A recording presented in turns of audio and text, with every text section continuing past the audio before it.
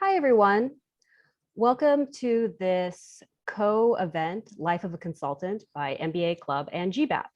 I'm Shona Kulkarni. I'm the events chair of the MBA Club. Welcome. And now I'm going to hand you off to Anthony Monroy from GBAP, who will be moderating this event.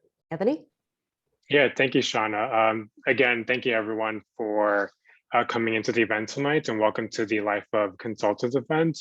It is hosted by GBAP and the MBA Club, and we're all excited to have you join us today. Tonight we have three very special guests: Christopher Chong, Miguel Jara, and Danny Park, who all happen to be Baruch alumni, which is fantastic because they've all been in our shoes, so they'll be able to give a more personal insight as to their transition into consulting.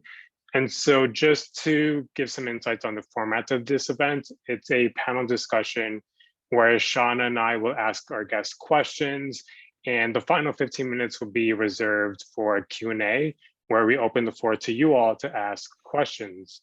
But before we get started, really quickly, if you all feel comfortable turning your cameras on, we would love to take a group photo. And so if there's anyone that can turn their camera on for a quick second, we'll take a photo and then we'll get started. All right, ready? 3, 2, 1. Perfect. So, we will love our guests to introduce themselves. Tell us a little bit about yourself, your educational and professional background, and if something pops up right away, maybe a fun fact. And if our guests don't mind, we'll start off with Chris, then Miguel, followed by Danny. And Danny is actually prepared for us a presentation that will define what a consultant is and how that differs in a strategy or advisory role, which will be useful for you all. And so Chris, I'll pass the mic over to you. Sure, thanks Anthony, thanks Shona, and welcome everyone. My name's Christopher, joining you from Hudson Yards right now in the office. I'm a technology consultant in the SAP practice here at EY. I graduated from Baruch last May, so May 2021, with my master's in information systems, and I've been at the firm since July, so mid-July. So it's been quite a wild ride, about almost 8 months now. It's been, having a great time, learning a lot, it's funny, I guess my fun fact, I'll bring Miguel into this since he's gonna introduce next. Miguel was someone who I networked with during my consulting, like finding a consulting gig journey. And it's a pleasure to be on the stage with him. And, he's, well, I'll let him share his story, but I'm just really happy that get to, share the stage with him. And I'm sure Danny, he's also been in the business for a while now. So I guess that's my fun fact on my end. So really excited to be here and looking forward to maybe seeing some of the students here in the future get inspired. Thanks. Pass it back to you, Anthony. Thanks, Miguel. Well, welcome everybody. Thank you for having me all here. Anthony, thank you for the invitation. Shona, thank you for the invitation. Christopher, thank you for the kind words. Really looking forward to meeting everybody today. A little bit about myself. Miguel Jara. I'm proudly Ecuadorian. Was born when I came here when I was 6 years old. I'm based out of New York. I'm currently residing in Queens. Actually resided my whole life in Queens. I graduated from Baruch in 2019 with a degree in accountancy, double minor in computer information systems and marketing. Joined Accenture that same year in 2019 in July. I've been with Accenture now almost coming up to my 3rd year, which is just insane. Time just really has flown by. I'm currently a technology consultant within Accenture. Have been a consultant for the past 2 months as I was recently promoted into this position. more about my role, could definitely answer some more questions there about just what the consulting, takes and what exactly we do day to day. So I'm really, really looking forward to sharing that. Fun fact about myself, I think Christopher kind of like set the stage for that, is I do a lot of outreach for inclusion and diversity. Being Latino, I didn't know anything about consulting. So I had a fellow Ecuadorian actually show me the ropes of what consulting was, and that really triggered my curiosity to learn more about consulting instead of what I was doing at that time, which was accounting. And then I got this great opportunity in Accenture, which I've been doing for the past, like I said, 3 years. So a little fun fact about me is I work within Accenture right now in a lot of the inclusion and diversity efforts. I'm the current co-lead for the partnership and recruiting team within the Hispanic American ERG pillar that we have. And ERG is just for the employee resource group that we have at Accenture. So, looking forward to having more events down the line, because we host some events as well. And again, just looking forward to meeting everybody and answering all the questions that I can. So back to you, Anthony. Thanks, Miguel, for the intro. And I'll pass it over to Danny. Yeah, great. Can you see my screen? Yes. All right, perfect. So going right into my personal branding here. So I have a Baruch alum, 2012. Back then it was called the full-time honors program, but luckily Baruch got rid of that distinction and just made full-time as it should be. I have a MSA from St. John's, and I did my undergrad at University of Miami, Florida. So my professional experience started when I was a captain in the United States Marine Corps. Did a lot of combat operations and a lot of systems implementation and some strategic planning there. So after that, fast forward, I got my CPA, I have a PMP, I have a Agile certification. I am also a Lean Six Sigma black belt. And on my technical side, I am an advanced programmer using UiPath as a tool. I have some experience with IT infrastructure. We're analyzing it. And my next steps for my technical competency upskilling is I'm currently working on the CITP, which is for you future CPAs out there, that's a technical side of the CPA license. So for anyone who's CPA, definitely go get that. So what do I start with this? Because in consulting, this is what you're gonna have to bring to the table. When you go talk to your clients, especially when you become leaders in consulting or advisory, you're gonna have to start thinking about how you want to brand yourself. And it has to be a methodical process. You have to think about it. You can't just go and let the wind take you where you feel like it's gonna take you, okay? So that's one here. So let me keep going. I'm gonna go right into what I want to share today is basically what is consulting. I start with this slide because, fun fact, kind of aligns to this is I actually teach at Baruch now. So back then when I was giving bad reviews to my professors, I am reading some of them now. And some can be very brutal and some also very nice. But I usually take the brutal ones and use that to improve the courses. So hopefully my courses are getting better. Aminata is in my current BA course here, so hopefully she's having a good time. I teach both business analytics and database management. And both courses, I do kind of align it to consulting and / advisory. So for anyone who has some credits left, love to have you in that course. So why do I start with consulting? I help a lot of Baruch students understand what they want to do for a post-graduation. And of course now, technology is, I guess, the next cool thing. And when I ask people what they want to do, I always get, they want to be a consultant. And then when I keep asking them questions about why they want to be a consultant, I came to understand that they didn't actually know what consulting means. So I want to go through this. So consulting as an industry, right? So let me go to my next slide. So consulting in air quotes. So an industry is broken up into really two umbrellas, right? So on the left side, we see strategy and operations, right? And the right-hand side, we see advisory, right? Basically staff augmentation. When we think consulting, we think strategy and operations, right? Oh, the cool stuff, the people with sunglasses, they walk into a client, they bust their doors down, they solve all the problems, right? Stop. That's not reality. Okay, so let me show you some reality in consulting.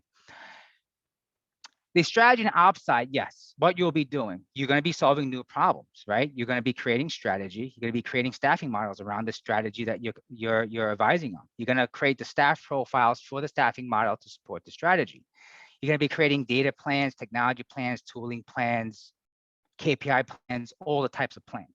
So you already, now you guys could see, start seeing like, okay, what the wealth of responsibility a consultant on the strategy and ops side has, right?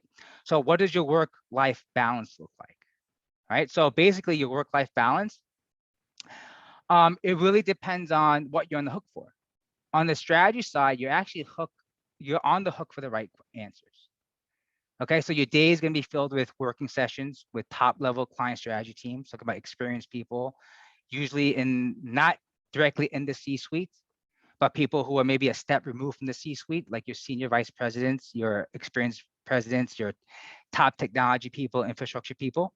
And your work week will usually be 40 hours or so, but more likely than not, the anxiety you feel around work will stay with you 24/7, because again, you're on the hook for the right answer.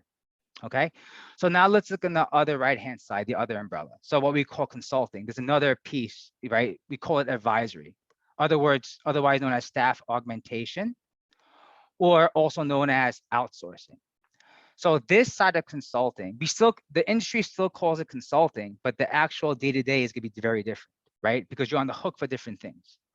So on the advisory side, you're solving a known problem. It's a problem that all clients have in industry. Everyone has it. JP Morgan Chase has a problem, and Goldman Sachs has the same problem, and then yada, yada, yada, right? So basically you're walking into a known problem that's been solved to a certain percentage, or maybe halfway there, or someone took it to somewhere, right? So based on the gaps of the solution that was created, you're creating a project plan. So basically you're working on a project to further implement the strategy that was created. Because off a strategy plan, you're getting what you want the staff and the teams to do. So on the augmentation side, you're the ones who are actually carrying out that strategy.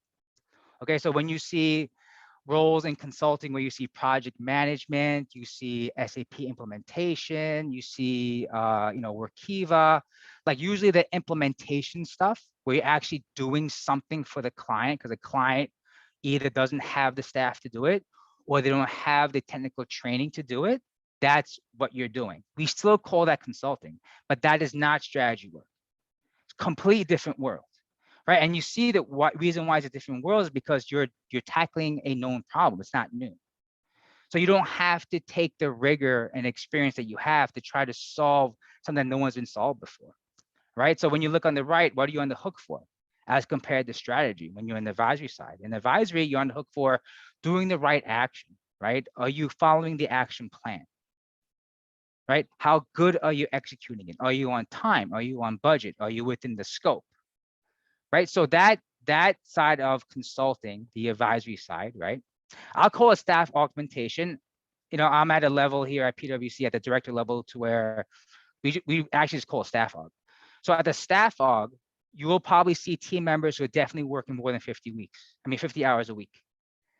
Some can go as high as 90. I've seen some team members go as high as 120, right? Like literally like 15, 16-hour days. It's because they're trying to follow a project plan. But the thing is, when you're done with your day-to-day on the advisory staff aug side, you're not really taking that work with you. Like when I used to do staff aug work back in my younger days, like weekends, like I never thought about work. But on the strategy side, when I was on strategy engagements, like I would worry about it during the weekend. So even though I'm not working as many hours, the anxiety and the stress is there. So work-life balance doesn't mean how many hours you work per week. It's how often are you thinking about work. So for those here in the MBA program who are trying to figure out what they want to do, and they, work-life balance is a huge topic. You have to define that for yourself first before you can ask a firm what the work-life balance is, right? Because if you don't know what you want, do you want long hours, right? Do you just want to log off after 40 and it's okay if you want to think about work on the weekend, right? And you just care about how many hours you have to spend in front of a computer, okay. But if you're like, you know what, I don't even want to think about work. I'm okay grinding it out for 10 hours, 11 hours. But if you tell me over the weekend, I don't have to worry about work, I'd rather have that in my life. So that's like a high level decision that we all have to make. So out of the two, there's distinct career paths, right? For those who are kind of investigating consulting, quote unquote, you guys might hear exit opportunities. So let's first talk about the career path for both types of consulting if you decide to stay within a consulting firm. Ultimately, if you grind it out and stay long enough, you're going to make partner. Whichever side you work on, be it staff aug or strategy and ops, ultimately, you're going to be a business developer, or otherwise known as salesman. So for example, when I got promoted into my role, let's say manager and above, at the manager level and above, you're automatically accountable to win work. Okay, that's pretty much your core metric at that point. Before you get to manager, you're proving out you have the technical competency, you have the cultural understanding, you have the ability to manage clients through the worst of the worst, and also best of the best. Once you hit manager, the firm's going to come back and tell you, hey, after all the experience that you know, come with me to sell this work to a client. And you're actually measured on how much work you win in the millions of dollars. Okay, so for example, like when I was over at Deloitte in Deloitte Consulting, my metric was I had to hit at minimum $10 million of work sold as a manager. So that's something that we have to understand, is that there's some people who want to be consultants, but they don't understand that at a particular point in time, they have to transition into business development. And a lot of people don't know that. So a lot of people who start as consultants that work for me, when they make manager and they go, boo, here's your sales metrics, they take a step back and go, whoa, I don't like it, right? And then they start to exit out of consulting or advisory, whichever side they were on. Okay, so that's internal. So internal, eventually, when you grow up into the firm, you become a partner. And the good news is you're capped. There's no actual salary cap for a partner. You could make $300K, or you can make $3 million, right? Because you have equity in the firm at that point, or you have ownership of the firm. So depending on how well or how active you are in selling, you're going to get that back. So there's no cap. So let's say for those who say, you know what, I don't want to spend after I make partner, the additional 20 years selling business, right? Being a salesman. Sometimes it just feels like you're selling, right? You just have the same pitch deck. You're going and saying the same thing over and over again. Hopefully a client decides to buy from you, right? That might get boring for many people who want to stay really like cutting edge and technical. So then the other option is to leave, right? To find another opportunity, the exit opportunity that everyone talks about. So in strategy and ops, it looks like this. If you spend enough time, I would say about 5 to 6 years in pure strategy consulting, and you didn't straddle between advisory work and strategy work, you're looking at close to executive level roles, right? The strategic, the understanding how markets work, how competitors work, and more importantly, how you're engaging or grabbing value from the consultants you're engaging with, right? Like when I was advising on clients, there is definitely a difference. I could tell those who actually either were ex-consultants or had enough time getting all the value out of the consultant as they can. In other words, it's called asking the right questions, versus some chief executives who were kind of new, who didn't really have the experience, and they really weren't asking the right questions. And it took the consulting team, my team, to kind of coach them into getting to the right questions first, because asking the right questions is the most important thing about strategy work, right?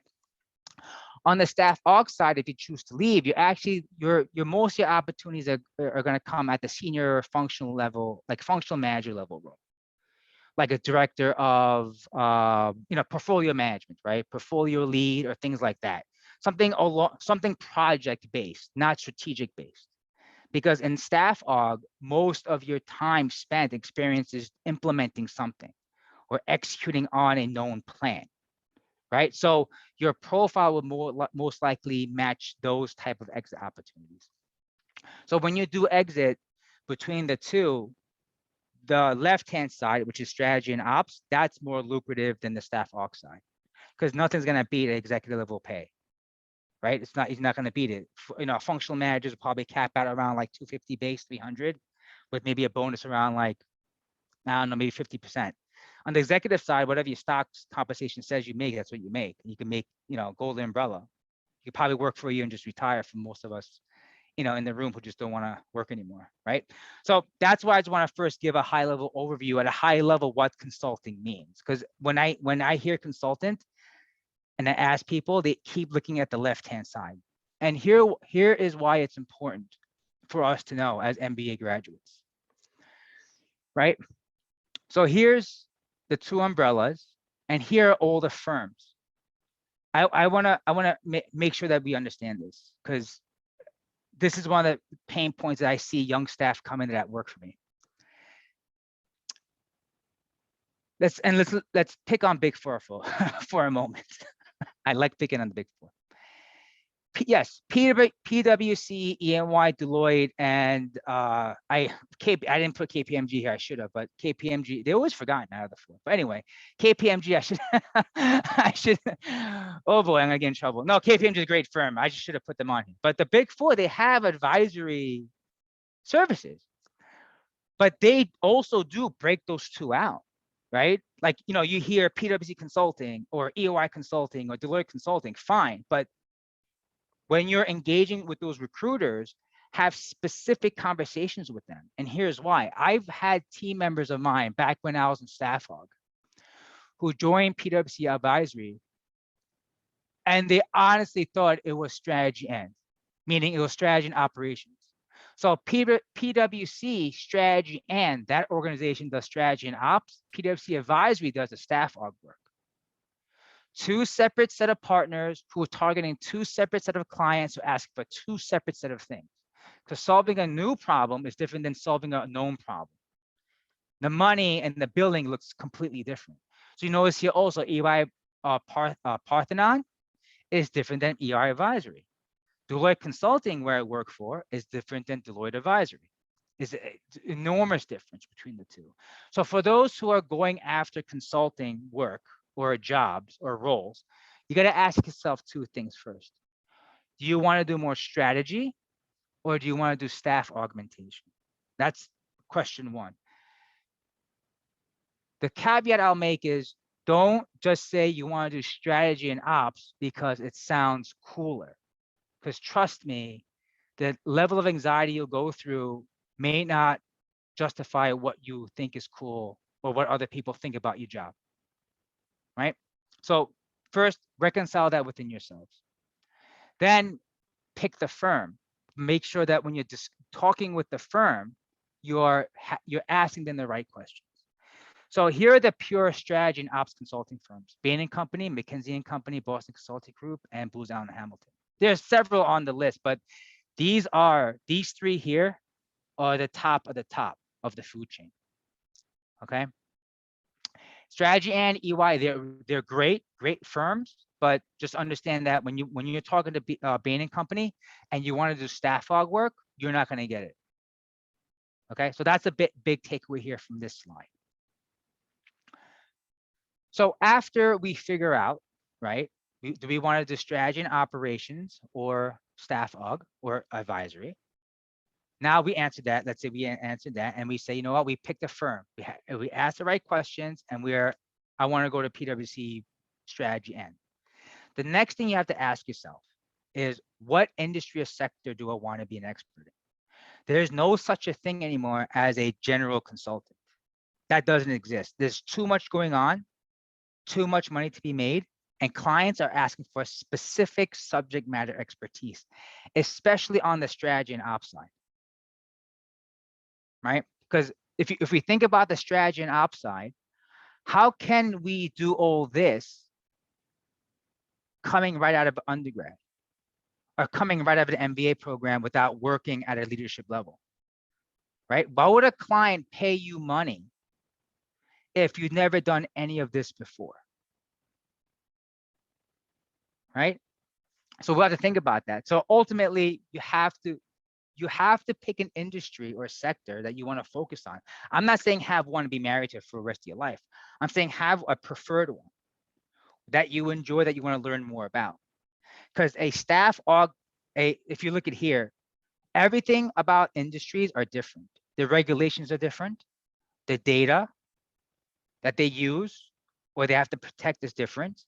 The stakeholders they have to manage are different. The processes in these industries are very different. The standard operating procedures, or otherwise known as best practices, are different. And the baseline technology tools and the cyber stances are also different.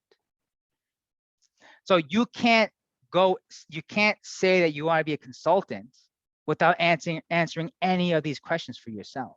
Because what's going to happen is, even if you can talk very well and get through an interview, when you get that consulting role, you'll be challenged in all these things at the same time.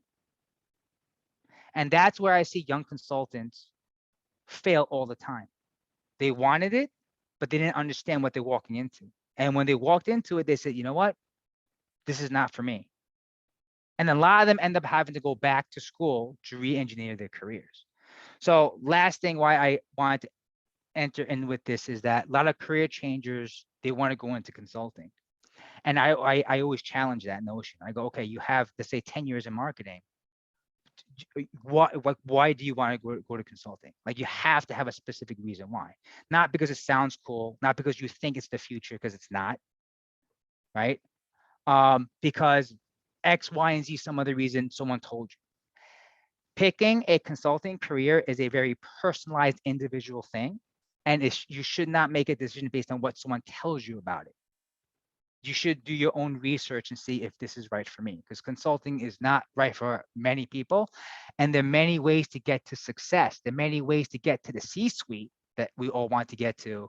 You don't have to be consultants to get there. So I'm not trying to talk anyone out of consulting. I just want to make sure that everyone understands why they want to be a consultant first. Because too many people are leaving consulting because they walked in for the wrong reasons. So last slide here.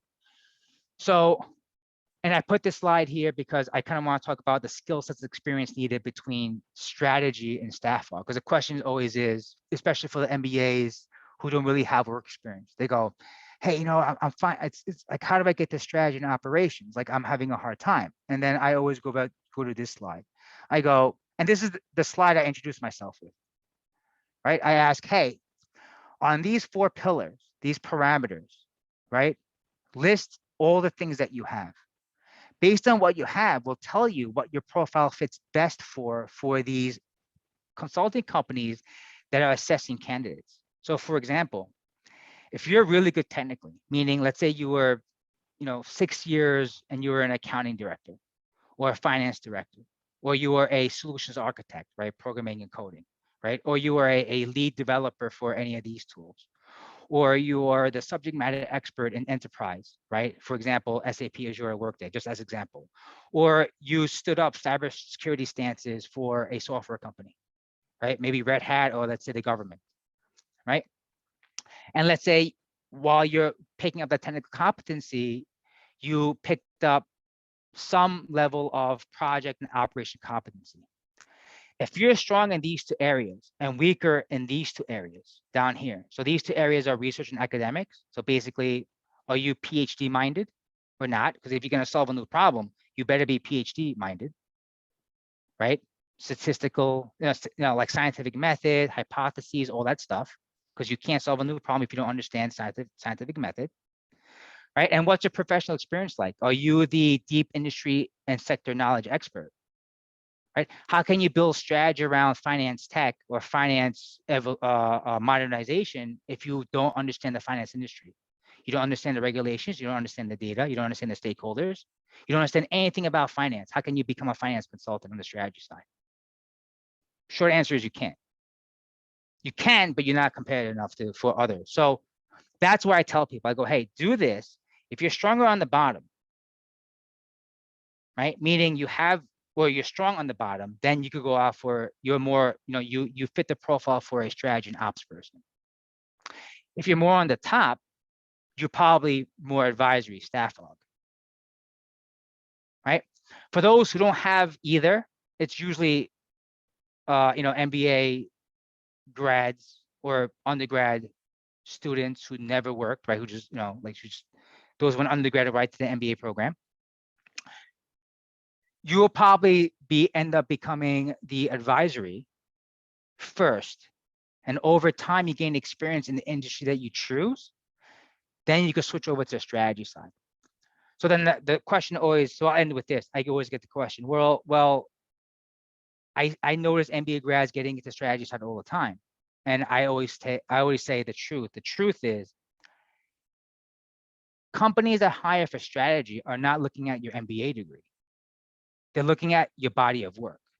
So that's why the target schools for the strategy side, so the target schools for Bain & Company, McKinsey, and Boston Consulting Group, and Deloitte Consulting, and PwC Strategy, and all these guys on the left-hand side, their target schools are not Ivy schools. Their target schools are the programs that require the students going to have at least 5 years of work experience.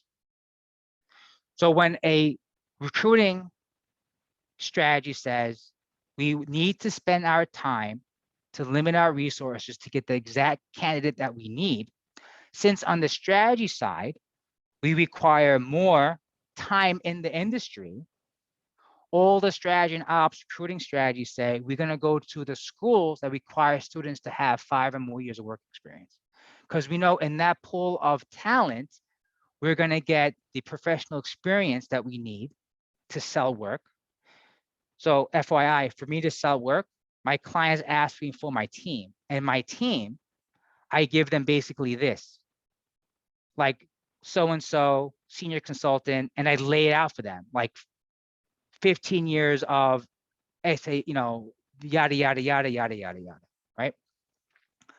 So that's the gist of it, right? So we have to understand a couple of things. We have to ask ourselves as future consultants, we have to ask ourselves, okay, not only all the questions that we went through here earlier, we have to come to have a come to Jesus moment, right?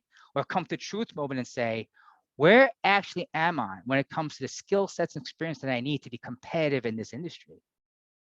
And it's okay if we can't fill up these parameters, right? The idea is we have to know where we are today to fill in the gaps for tomorrow to be competitive, right? And a lot of these things we can get through some networking,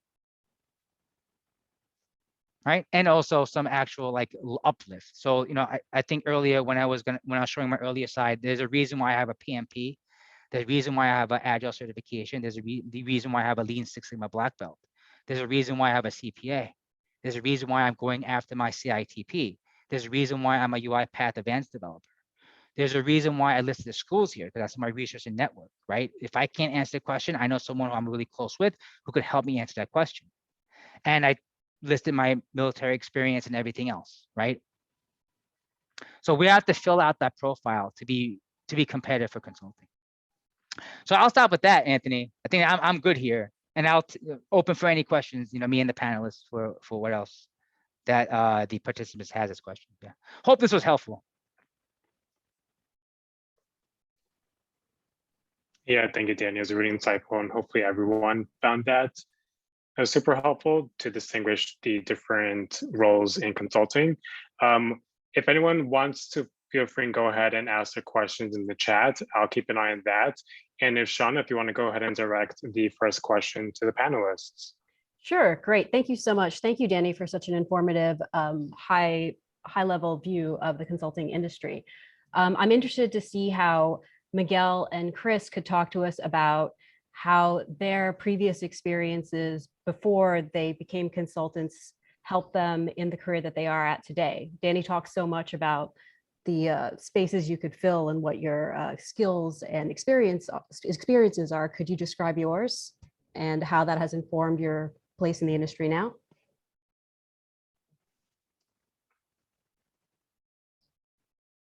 Chris, you want to take this one first? Or? Sure. Basically, what have you done in the past that has helped you with what you're doing now? Miguel, go ahead. Go ahead. Okay, sure. So, I mean, I took an internship while I was in school. I was doing accountancy, like I mentioned at the beginning. my big goal was Big Four, do an audit. That's all I had as a goal in mind, right? Just because what Baruch offered during that time, that's what I wanted to do. Accenture was not going. There was no real like consulting, as Danny mentioned, right? In recruiting in Accenture, so I didn't really have those doors as an undergraduate. You know, I was doing my bachelor's then. So I took an internship in accountancy. I started working in accountancy for National Public Radio. You know, private company. You know, doing general accounting work, right? General ledgers. You know, just keeping tabs of all the incoming data that was coming in. But it was just not something that I was passionate after like 6 months, because I just felt like it started to get repetitive. And that's where I started like looking for more opportunities, and that's where it took me to audit, took me to tax, and to see if there were more opportunities out there. That's when I was, you know, like, you know, Danny also mentioned is how important networking is, and being able to network with other folks and learn about other opportunities. Was able to be part of the Alpha Club in Baruch, right? Associations of Latinos for America. There was a specific convention coming up that everybody told me that I should go to. And again, it was still not for consulting. It was again for audit. So I got a chance to go there. And in this convention, you know, there were a lot of companies that were there, and Accenture was one of them. And this is where I learned about consulting for the first time. And I think, you know, just after hearing what Danny said, I think he's absolutely right. Like, I think we should definitely know what you're getting into.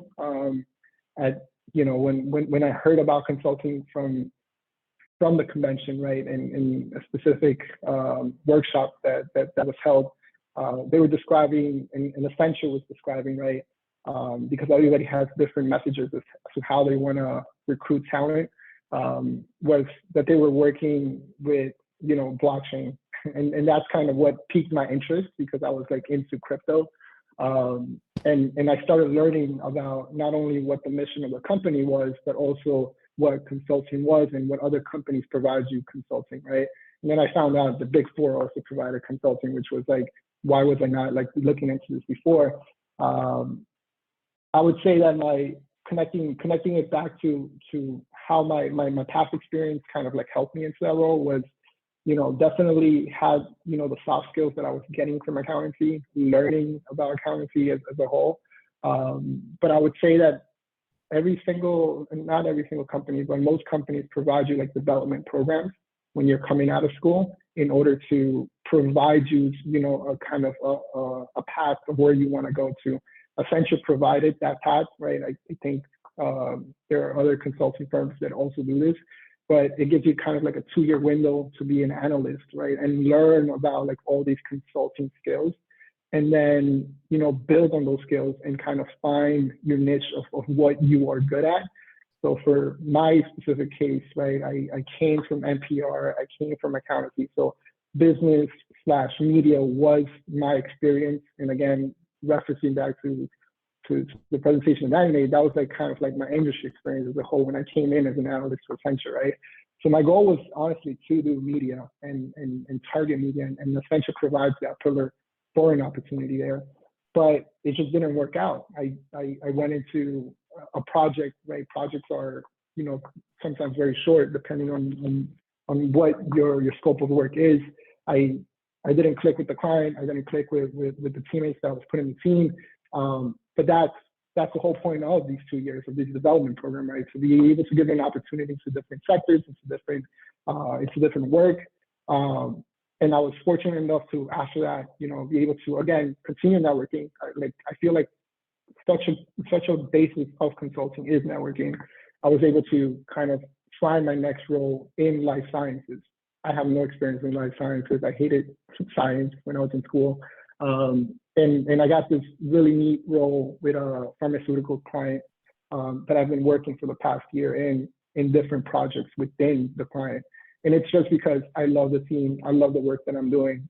I've been able to, I would say, I understand the sector as a whole of pharmaceuticals in for the past year since I've been working with them, but also understand like the side of the technology side of what they're trying to do. So there's a lot of a big push for data, right? Data and analytics and interpreting that data, and also working with technologies such as Salesforce, SAP, like Amazon Web Services, all these different technologies of how we are able to interpret the data, how we're able to get the data to the cloud, which is what Accenture was providing to this client.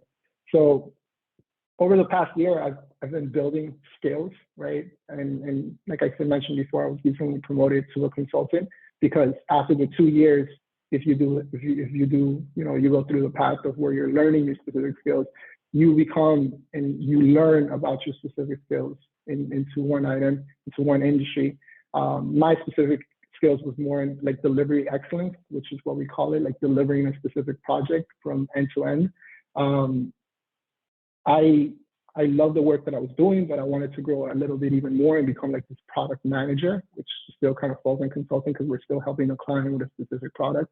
So now I find myself in this product ownership role where I'm owning an application that's very important for the client and looking at the vision of how the client wants this specific application to work, and then me providing my recommendations from my experience, not only to the sector, but also to the technologies that we're using of how we want to define that for the future. So very long-winded answer, but just wanted to kind of give details of like how my journey has been, but also provide like a little bit of context of that. I think you should know what you want to do, like when you're going in, but a lot of companies do provide that opportunity to be an analyst for the first 2 years and be able to grow into what you really want. Thanks, Miguel. Chris, can you tell us about your path to your job and how that has informed you, and maybe what have you learned? Sure. So before I get into that, I just want to say I wish I had what Danny Park just presented to us. I mean, for me, I think that part is one of the most important things that everyone should be able to see, right? Understand what exactly is part of your role. And I think Danny did a great job covering that, showing, hey, there's two sides to the coin, right? There's the what people think the strategy and ops, and then there's that traditional advisory more so role that, hey, you might be tagged to a specific tool, for example, right? Azure or Salesforce, Oracle, right? So that part, I mean, even for me, I think I learned a lot from that. In terms of what I was able to take from my previous experiences, I would say, so I'm a SAP staff here at EY, right? And I did not come in with an SAP background. I actually, was more so on the I did IT audit work prior to this, and I have a bachelor's in physics. So one of the most important things that I was able to take from my background is that outside the world thinking, right? Outside the box, I should say, outside the box thinking, right? I think, coming from the sciences, I was able to take that with me to approach my day-to-day, what I do every day, think of solutions for the client, which helps them, I'm implementing, right? I don't have that hard skill, but, combining that physics outside the box thinking, and also, right, doing all of these previous internships that I had, Miguel touched on soft skills, right? I mean, those are what a lot of, the big four, a lot of the firms are looking for, right?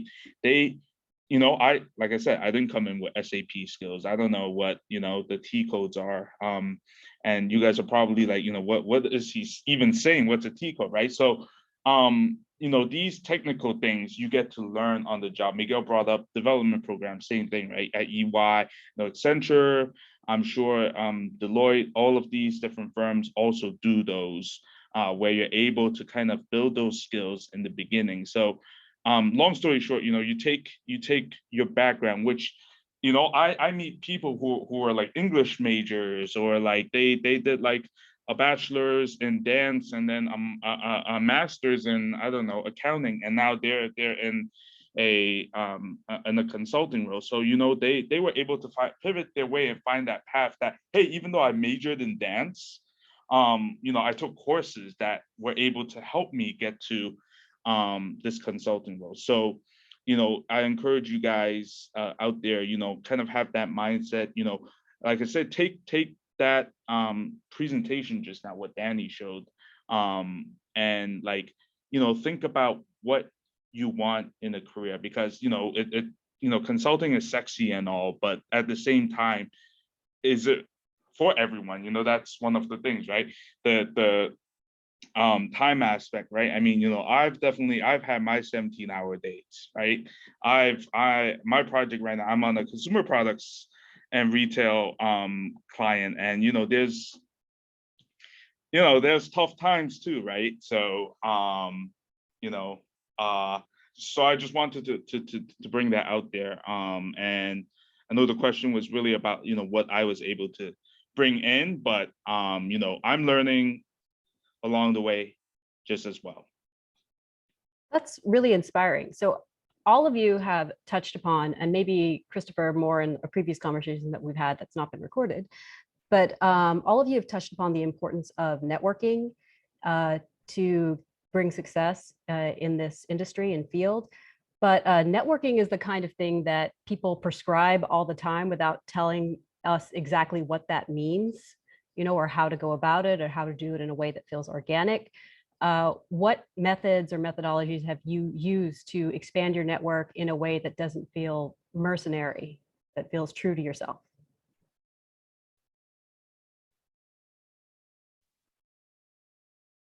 Sorry, I can so take this question. go ahead. Yep, Go ahead. go ahead, man. Oh no, Please. I was gonna ask Shona to repeat because I was answering questions on the chat. Sorry, Shona. Sorry, Danny. So my question was, all three of you have touched upon the importance of networking in this industry. And I was wondering if you could share with us how to go about networking in a way that feels organic rather than mercenary. Oh, great question. It would depend. It would depend on where you are in your career as a consultant. So when you're entry level, be mercenary. Go after it and be like, yo, this is what I got. You need it, pay me. Like be cutthroat. Everyone Like friend Danny on LinkedIn after this Yeah. said it was okay. All of you. Yeah, because we need talent. You have talent. Tell us. And also at the same time, don't get lowballed. Be confident in how much you're worth in the market. You guys are worth a lot more than the 80K that I see. I'm like, what the heck? I would just go as hard as you can and get paid. But as you Danny, give us a number. I'm sorry. Oh, you give you. Oh, okay. So I would say, so Chris, let's say if Chris stays on his SAP route and next promotion cycle as a senior consultant in SAP, 150. I'm not gonna budge. I'm base 150. But they're not gonna tell you that. By the way, you didn't hear it from me. Oh wait, this is recorded. Okay, you heard it from me. Absolutely recorded. It's okay. It's okay. No, but 150 is it's a very fair number, right? But a lot of young consultants, especially career changers, don't know. Like they don't know what their actual worth is. So it's good to ask. Like everyone who's come to me as students, I think there's some here in this chat. I've actually advised them to, like, they would come at me with a number. I go, no, like you got to go higher than that. And I would just give them a number to work with. But work with the range though. Don't go to recruit like, well, 150. And then they turn around and be like, like what? But usually like use a range to kind of feel out what the recruiter's personality is. Because a recruiter's personality does actually matter when it comes to negotiation, your salary. But after the mercenary phase is over and you're in a firm, you got to be genuine. Like at that point, if one of my team members came to me and I asked them all the questions that I asked in this, like during this presentation, like what industry, what focus, what do you want, like all, and they can't come back to me with a specific answer, I can't help them. That means that they're not genuine. They don't want to be consultants. Because like, how can you be a consultant if you don't even know what you want to specialize in? So that already comes to me and says, oh, this person's not genuine. This person's coming to me because either they don't like the current role that they want, so they're running away from their role instead of finding a new one. There's a difference. I know when someone's trying to run from their current role because they don't like their job versus someone who's coming to me for the next opportunity. So always keep that in mind when you're having discussions with your coach and your mentors, because we're at a point in our lives where we felt everything you felt. We try to run for our jobs too. There's no person on this planet who had a job that they didn't hate, they try to run from. So lessons learned from me that I could share with everyone is genuine means if you're trying to run away from a job, just tell me. Say, you know what, I don't like my job. I want something new, versus them playing the older virtue and all the other stuff that I'm just like, look, you want to make money. I know, like, what do you want to do? And tell me what you want to do. I'll help you get there, kind of thing. Yeah. Did that help? Does that help as a question? Answer? That's great, Danny. Yeah. I know Miguel has a hard out at 5, so if he could chime in.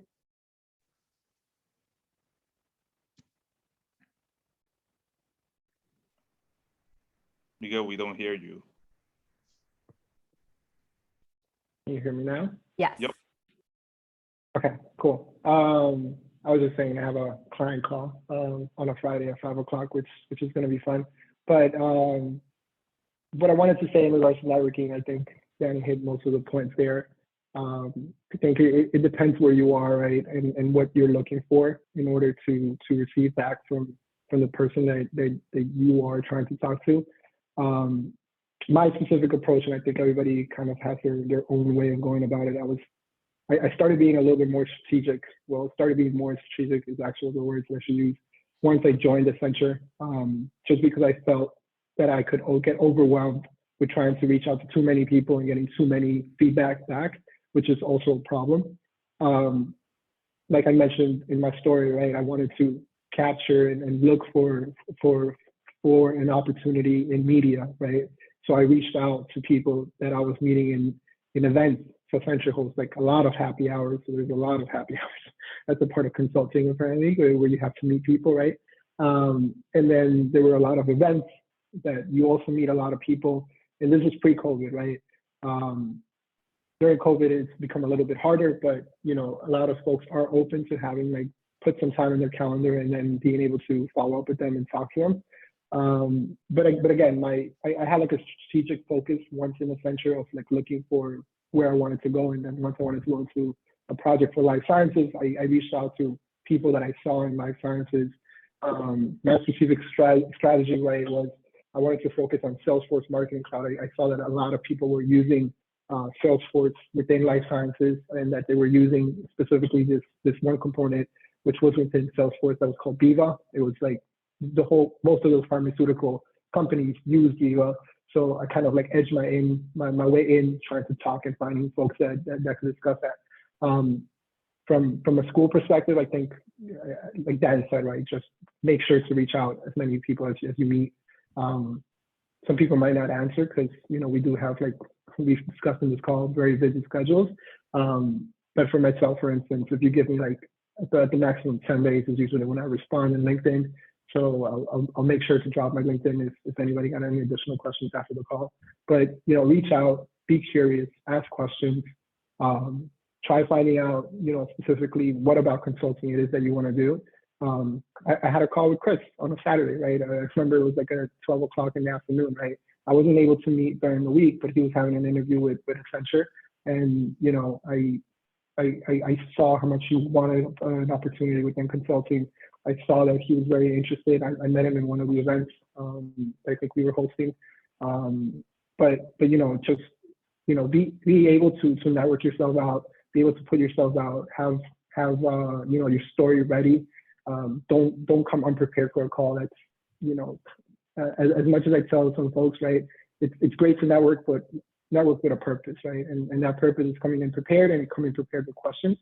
Chris had 5, 6 questions that he was ready to throw at me, and then once we finished those 5, 6 questions, he was ready to add some additional questions. So that just shows a lot of initiative, and me sharing some time on a Saturday afternoon made it worth it, because I thought Chris got the most out of that conversation. So my advice is, you guys are in school, reach out to people, try asking questions, and then once you make it into a specific firm, make a strategy of where you want to go and reach out to a specific folks. For instance, right now, my plan, and I know I'm almost at time, but my plan right now is, how do I get to manager? Because that's my next position, right? So I'm reaching out to my mentors that I have And a specific strategy right now is reaching out to actually folks that are above manager, which is directors. And I'm reaching out to them like, what is it that I have to have in my portfolio, in my resume, right, within Accenture in order to get to that next level of manager, right? So building those skills, building that network, building those people that could like, you know, vouch for me and that could help me along the way. Right now is very important for me. So I'm not going to be asking the same questions that an analyst would be asking when they would just be starting. So, you know, just some thoughts, but I hope that kind of helps everybody here. And I love that piece that Miguel at the end. I mean, you know, even once you're in, you still want to network, right? Network with people within the firm to find that right project, and even network outside. Like I'm telling you right now, I'm reaching out to Danny Park after this call. I mean, you know, like We all are. You get to like the networking doesn't stop after, hey, you know, you set up this call and then it's like, oh, cool, you know, and then it's like you never hear back from them again, right? You should continue the conversation, right? Hey, check in with them, you know, see what's up. And you know, that's all part of networking, and even networking after you get the role, networking, right?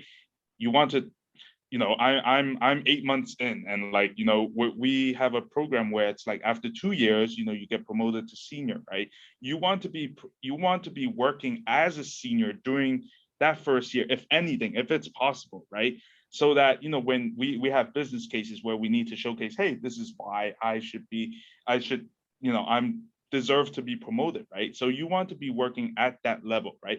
Talk to people and see what they're doing on a daily basis to figure out, hey, you know, if you want that role, you got to get there. You got to, you know, walk in their shoes, right? So, you know, for you guys out there who are trying to start as a consultant, whether it's, you know, strategy and ops, or if you want to be like a more functional person, you know, the worst thing you could do is just sit tight and just, you know, apply to jobs and be like, okay, let me wait to hear back, right?